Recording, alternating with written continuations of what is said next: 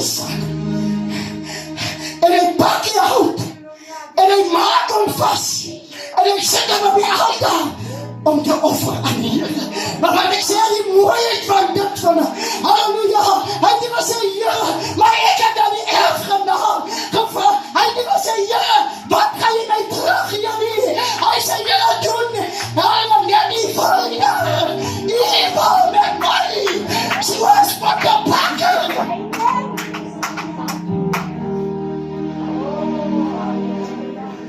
Ek is net hier om u vol te doen. Baie dankie, liewe Jesus. Amen. Om Kosie, hy wil niks terug.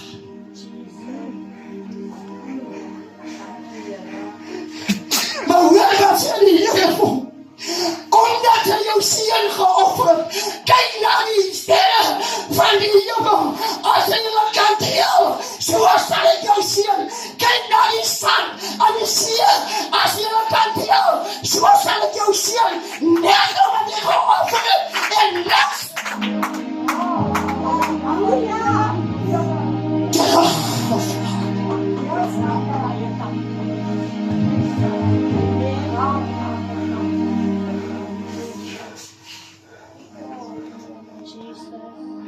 Sien jy?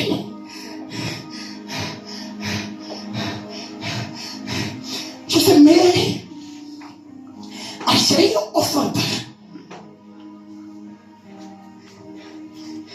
ek gee nie om of jou kinders tegen mekaar is. Ek gee nie om of jou huis tegen mekaar is.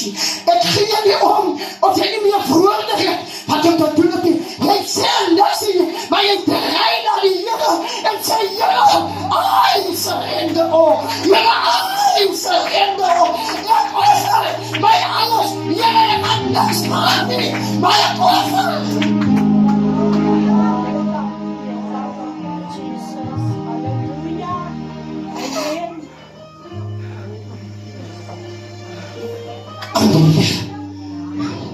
Sien jy?